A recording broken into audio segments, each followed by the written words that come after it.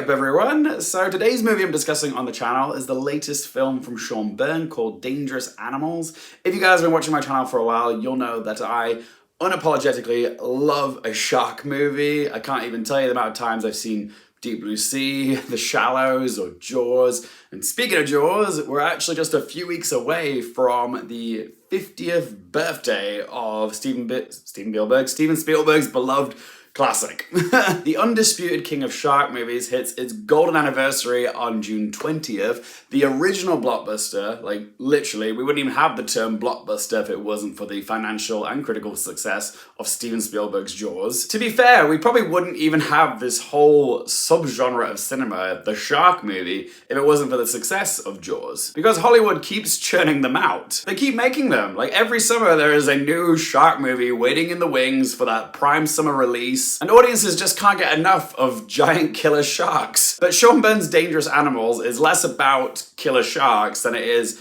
about a killer who uses sharks to kill. But I do want to give this film points because it does address the fact that sharks actually very rarely attack human beings, even though Hollywood keeps telling us otherwise. So yeah, it does get credit for pointing out the flaws in its own premise. But yeah, the psycho in question in this film is a chap called Tucker, played by Jai Courtney, who owns and operates his own private boat where he offers tourists and backpackers the experience of swimming with sharks, you know, inside one of those cages which is submerged below the water. But yeah, once he's far away from land, away from any witnesses, he imprisons any of the women that are on board his boat, and then when the sun goes down, he does this like ritual of murdering these women by putting them into these like body harnesses and then winching them into the shark-infested waters, and as they're splashing around, it attracts the sharks, and then the sharks eat them and, you know, dispose of the bodies for him. All the while Tucker is filming this on his old school VCR camera, and he watches those videos back like it's shark porn. So yeah, he's a bit like Dexter, okay? He's got a ritual, he keeps a lock of the hair as a little memento, and his latest victim is a surfer called Zephyr, who's played by Hassie Harrison. She's like a prime candidate for someone that he would murder because she's kind of a loner, she lives in her van, no one really miss her if she disappears. But Zephyr is a resilient, tough as nails woman because she grew up in foster home, so she's been bouncing around from home to home, and she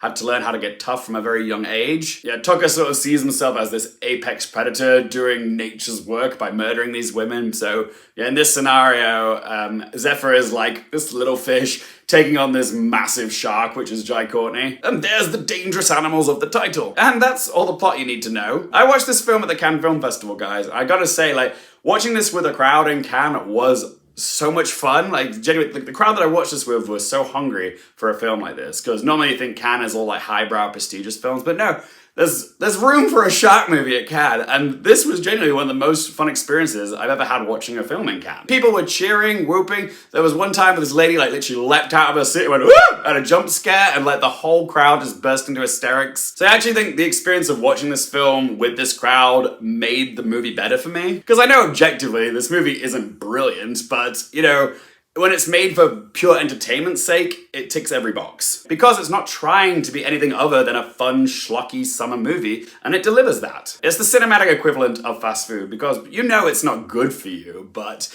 you can't help but savor it and enjoy it as you're watching it. Maybe even feel a little bit guilty afterwards for enjoying it so much. And it really is fast. Like, this movie is only 90 minutes, okay? It doesn't overstay its welcome. I love a 90-minute movie. Also, this film is very self-aware. Like, it knows the audience it's trying to attract, and Nick Leppard's screenplay for this movie is very tongue-in-cheek, okay? There is so many foreboding, doom and gloomy lines at the start of this movie delivered by Jai Courtney, and you can tell he is reveling in delivering these lines. And I will say this, normally I'm not a fan of Jai Courtney. He's one of those actors who's never really impressed me, but I'll hold my hands up and say he was really good in this. When an actor is clearly having this much fun like Jai Courtney is, you can't help but have fun watching them. He's dancing around in his underpants, he's singing Baby Shark to his victims, okay? He really leans into the silliness of this film. He's chewing the scenery more than the actual sharks in this movie, and it absolutely works. So yeah, props to him, I thought he did a great job. Also, the acting all around is pretty good. Hassie Harrison makes for a fierce final girl as Zephyr, and her sort of beau, Moses, who's played by Josh Hueston,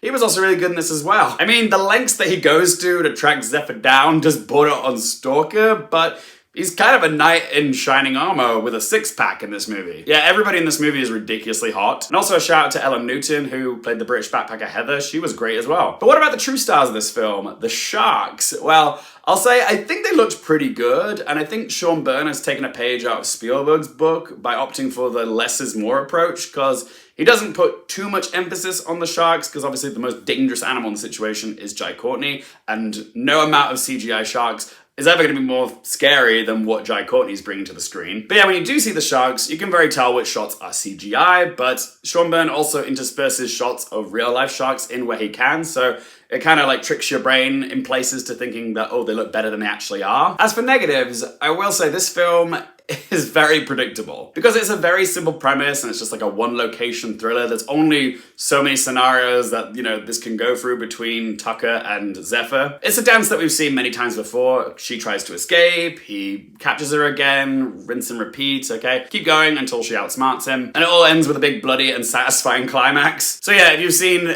any movie ever, you'll be able to figure out how this movie's gonna finish. Do I think it has any Oscars? No, sorry. All right then, shall we ask them 3 questions? Firstly, would I watch this again? Yeah, I would. Like, there's plenty of shark movies that I haven't gone back for a second serving, but Dangerous Animals is definitely one that I can see myself coming back to for another go. It was a lot of fun. Question 2, do I recommend it for you guys? I recommend Dangerous Animals for anyone that's looking for a brainless, suspenseful, and fun summer movie. The kills in this are quite satisfying, there's lots of tension and laughs, and the acting's pretty good too. So yeah, if shark movies are your bag, go check it out. You should know from just looking at this movie if it's the type of movie that you would like. And third question, what score to give out of 10? It's not reinventing the wheel, this movie, but it is a well-executed shark thriller. And I know firsthand that it was a crowd pleaser, at least in the audience that I was watching this movie. So yeah, I'm gonna give Dangerous Animals a score of 7 out of 10. But as always, guys, it's just one bloke's opinion. I'd love to hear your thoughts on Dangerous Animals. Are you excited for this movie? Have you seen it? If you have, what do you make of it? Whatever to say, let me know in the comment section down below. If you enjoyed the video, help me out by hitting that little thumbs up button. If you want more movie, TV, and Oscars-related content, don't forget to click subscribe. I've just realised I don't have my popcorn with me. I accidentally left it in Cannes. So yeah, I'm just gonna have to sign off the old-fashioned way. But yeah, thanks so much for watching, guys. For all things related to movies, TV, the Oscars, and popcorn culture, I'm Luke Hearfield, and I'll see you in the next one. Bye!